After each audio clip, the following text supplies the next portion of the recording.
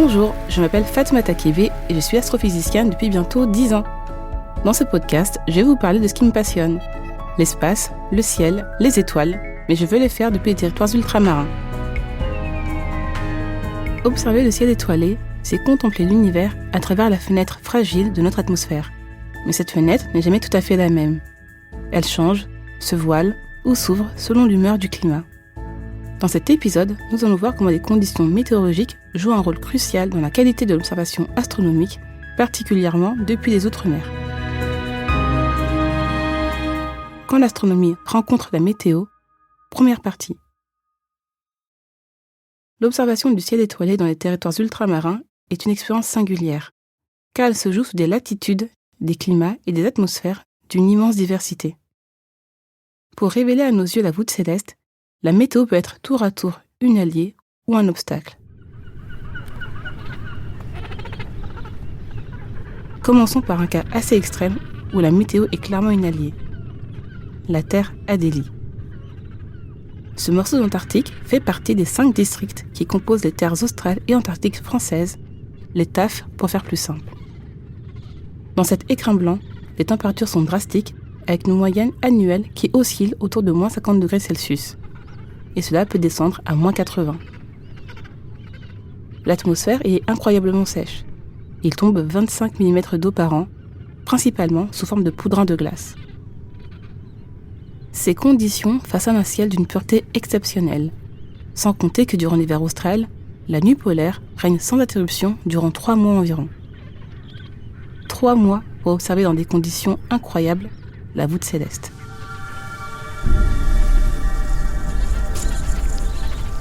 La Terre Adélie a aussi la particularité d'être considérée comme une réserve naturelle consacrée à la paix et à la science selon le traité de Madrid sur l'environnement.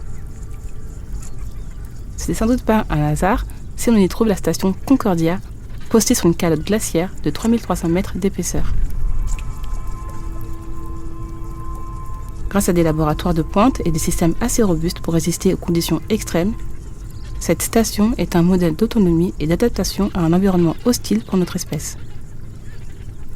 Bien sûr, très peu de gens ont accès à ce morceau d'Antarctique. Alors quittons les TAF pour nous rendre sur une terre plus accessible, la Réunion.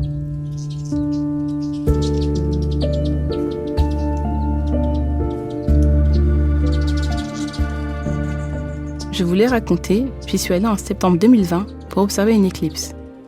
Et sur place, en discutant avec des astronomes amateurs, je me suis rendu compte de la chance que j'avais eue d'y être à ce moment-là. Il y avait de très bonnes conditions météorologiques qui m'ont permis de contempler ce ciel austral. Ce qui n'est pas toujours le cas. Pour moi qui passe la majeure partie de mon temps dans l'hémisphère nord, c'était exceptionnel. En effet, dans l'hémisphère nord, on ne peut pas voir le centre de la Voie lactée. Il n'est visible que depuis l'hémisphère sud. À La Réunion, j'ai pu voir à l'œil nu 2 nuages de Magellan. Ce sont 2 galaxies voisines de la nôtre. Ces nuages apparaissent tels de petites taches floues qui se seraient séparées de la Voie lactée. L'astronome arabe, Al-Soufi, les aurait identifiés en 924, mais c'est Magellan qui a officialisé leur existence et leur a donné son nom.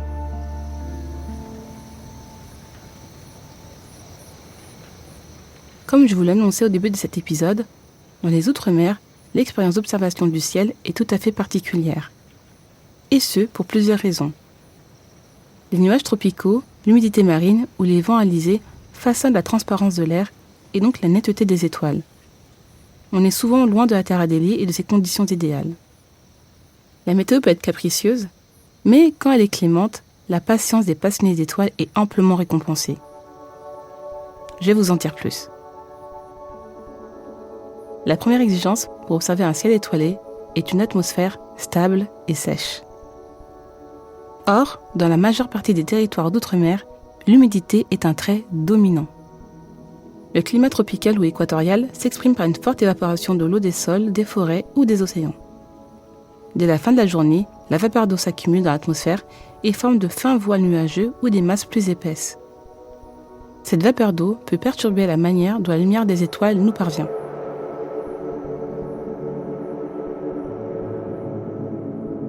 Lorsque la lumière des étoiles traverse l'atmosphère terrestre, elle est diffusée dans toutes les directions par les molécules de gaz et les particules présentes dans l'air. C'est un phénomène appelé diffusion atmosphérique. La lumière des étoiles n'arrive donc pas de façon parfaitement nette à l'œil ou même aux instruments d'observation depuis le sol. Cela rend les étoiles moins nettes. C'est pour cette raison que les images astronomiques prises depuis la Terre sont souvent moins précises que celles prises depuis l'espace. Dans l'espace, il n'y a pas d'atmosphère pour diffuser la lumière des astres.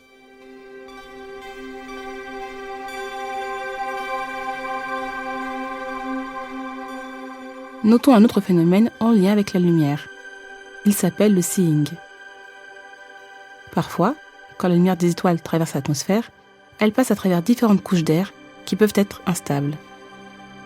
Ces dernières dévient la lumière dans différentes directions et depuis la Terre, les étoiles semblent alors scintiller ou trembler dans le ciel. Vous en avez sûrement déjà fait l'expérience.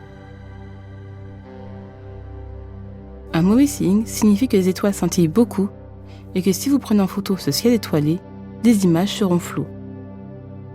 Au contraire, certains seeings sont exceptionnels, comme c'est le cas de l'observatoire de Mauna Kea à Hawaï.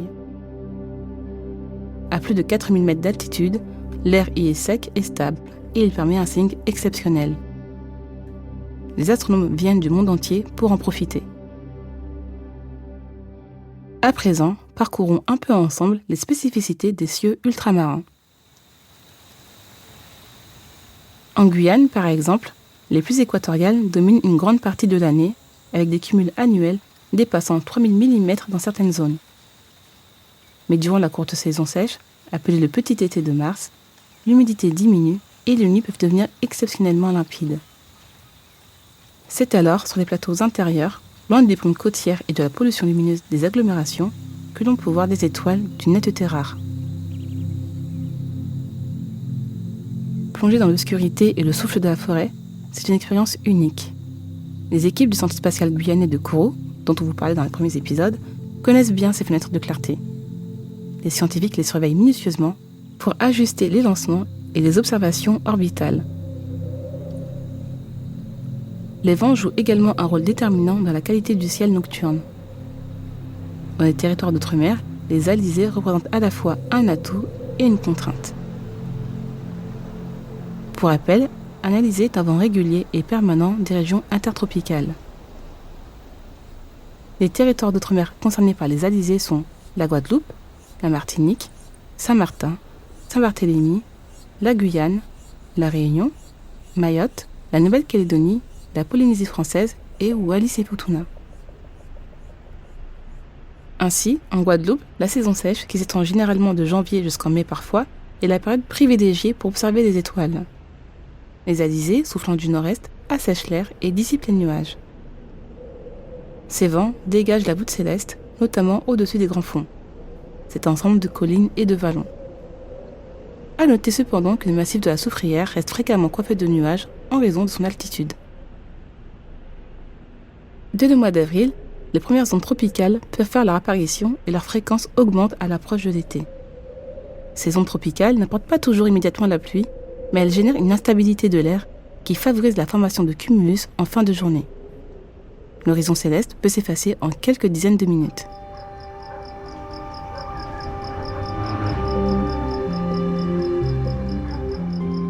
Du côté de la Réunion, les hauts plateaux et les sommets volcaniques offrent la possibilité de s'élever au-dessus des couches atmosphériques humides. Les conditions d'observation depuis ces sites sont parfois comparables à celles des grands observatoires internationaux.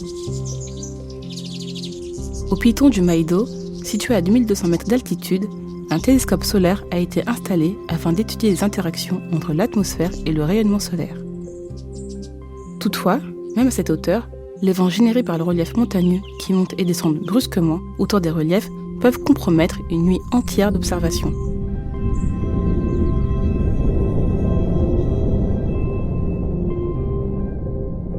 Quant au piton de la Fournaise, il arrive que ces éruptions produisent des panaches de gaz et de vapeur susceptibles d'obscurcir temporairement le ciel au-dessus de l'île.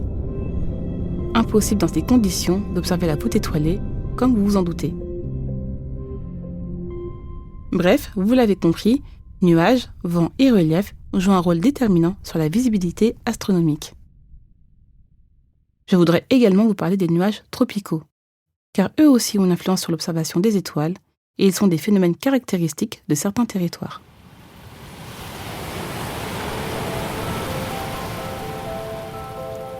À Mayotte ou en Polynésie par exemple, ils peuvent apparaître à l'horizon en moins d'1 heure, portés par une convection marine particulièrement active. Sur les atolls des Tuamotu, en plein cœur du Pacifique, le ciel peut basculer du bleu profond à un gris opaque en quelques minutes, interrompant soudainement toute observation astronomique. Je ne vous ai pas encore parlé de la Nouvelle-Calédonie. Les nuages y sont souvent liés à la topographie. Les montagnes retiennent l'humidité de l'air marin et forment des plafonds nuageux bas dès la fin de journée. Seuls les observateurs installés sur les hauteurs, comme à Saramea ou au-dessus de Borail, peuvent parfois échapper à ce couvercle vaporeux. Il faut attendre la saison fraîche de l'hémisphère sud, qui se trouve entre mai et août, pour profiter d'un ciel plus dégagé. À ce moment-là, la Croix du Sud, le Centaure et la Carène se révèlent avec une netteté spectaculaire. Et oui, dans les régions tropicales, c'est durant les intersaisons que le ciel devient le plus lisible, à la fin de la saison des pluies, lorsque la chaleur diminue. On a alors l'impression que la nature marque une pause dans sa respiration chaude, et qu'elle offre une fenêtre privilégiée aux amatrices et amateurs du ciel étoilé. Je ne peux que vous inviter à profiter de cette fenêtre privilégiée pour reconnaître les constellations et distinguer quelques planètes. Terminons cet épisode avec un élément dont j'ai beaucoup parlé dans ce podcast, et qui, là encore, dans le domaine de l'observation astronomique, a une immense importance. L'océan.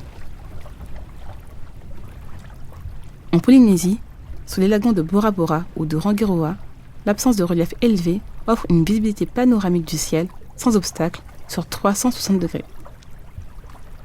La tranquillité de la mer et l'éloignement des sources de pollution sonore accentuent le silence ambiant, favorisant une expérience d'observation unique. La faible pollution lumineuse dans ces archipels permet encore, à l'œil nu, de distinguer la Voie lactée, certains amas d'étoiles, et, dans les meilleures conditions, quelques nébuleuses.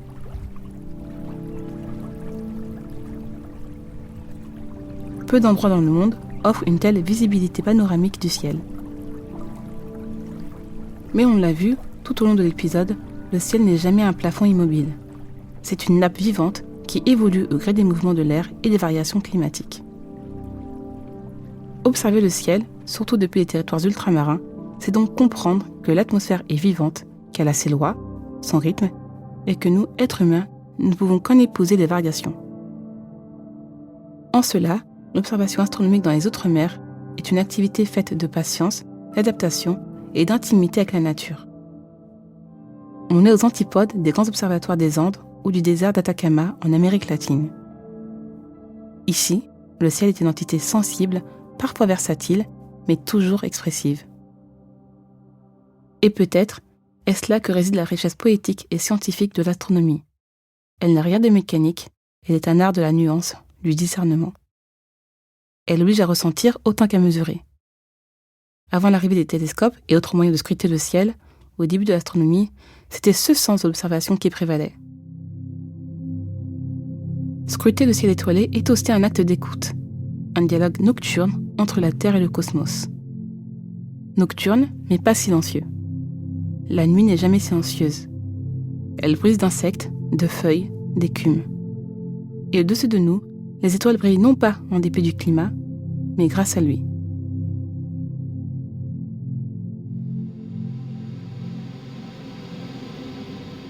Dans le prochain épisode, nous plongeons dans un autre visage du ciel.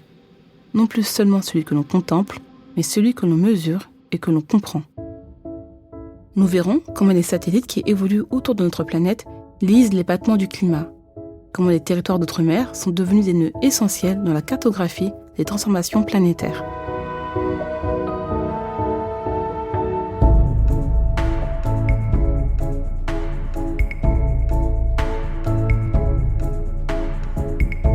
Vous venez d'écouter Sous les cieux d'outre-mer, une coproduction Initial Studio et Outre-mer La Première.